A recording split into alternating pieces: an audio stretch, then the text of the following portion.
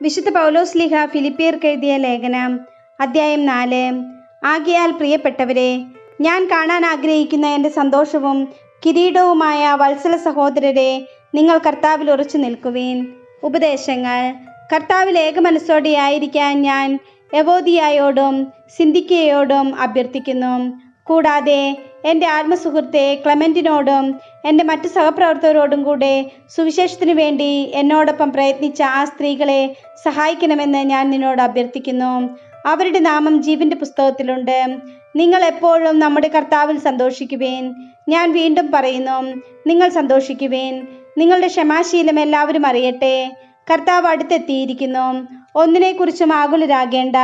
പ്രാർത്ഥനയിലൂടെയും അപേക്ഷയിലൂടെയും കൃതജ്ഞതാ സ്തോത്രങ്ങളോടെ നിങ്ങളുടെ യാചനകൾ ദൈവസന്നിധിയിൽ അർപ്പിക്കുവേൻ. അപ്പോൾ നമ്മുടെ എല്ലാ ധാരണയെയും അതിലംഘിക്കുന്ന ദൈവത്തിൻ്റെ സമാധാനം നിങ്ങളുടെ ഹൃദയങ്ങളെയും ചിന്തകളെയും യേശുക്രിസ്തുവിൽ കാത്തുകൊള്ളും.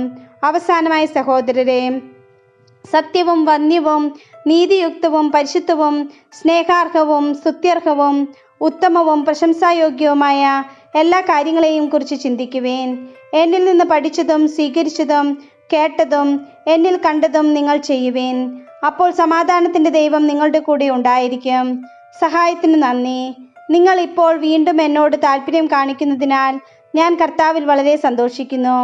ഈ താല്പര്യം നിങ്ങൾക്ക് പണ്ടും ഉണ്ടായിരുന്നതാണ്, എന്നാൽ അത് പ്രകടിപ്പിക്കാൻ അവസരമില്ലായിരുന്നല്ലോ.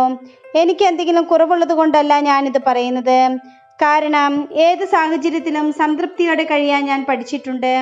താഴ്ന്ന നിലയിൽ ജീവിക്കാൻ എനിക്കറിയാം.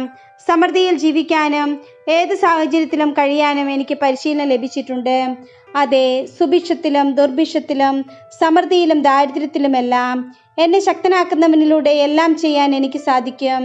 എങ്കിലും എൻ്റെ ഞെരുക്കങ്ങളിൽ സൗമനസ്യത്തോടെ നിങ്ങൾ പങ്കുചേർന്നു. ഫിലിപ്പിയരെ, സുവിശേഷ പ്രചരണത്തിൻ്റെ ആരംഭത്തിൽ ഞാൻ മക്കദോനിയ വിട്ടപ്പോൾ നിങ്ങളൊഴികെ മറ്റൊരു സഭയും എന്നോട് കൊടുക്കൽ വാങ്ങലിൽ പങ്കുചേർന്നില്ലെന്ന് നിങ്ങൾക്ക് തന്നെ അറിയാമല്ലോ. ഞാൻ തെസ്സലോനിക്കയിലായിരുന്നപ്പോൾ പോലും എൻ്റെ ആവശ്യത്തിന് 1-2 പ്രാവശ്യം നിങ്ങൾ സഹായം അയച്ചു തന്നു. ഞാൻ ദാനം ആഗ്രഹിക്കുന്നുവെന്ന് വിചാരിക്കരുത്. പിന്നെയോ നിങ്ങൾക്ക് പ്രതിഫലം വർദ്ധിക്കണമെന്നാണ് എൻ്റെ ആഗ്രഹം. എനിക്ക് ആവശ്യത്തിനും അതിലധികവും ലഭിച്ചു. എനിക്ക് എല്ലാം തികഞ്ഞിരിക്കുന്നു.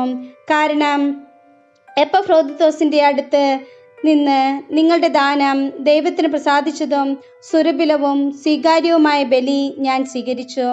എൻ്റെ ദൈവം തൻ്റെ മഹത്വത്തിൻ്റെ സമ്പന്നതയിൽ നിന്ന് യേശുക്രിസ്തു വഴി നിങ്ങൾക്ക് ആവശ്യമുള്ളതെല്ലാം നൽകും.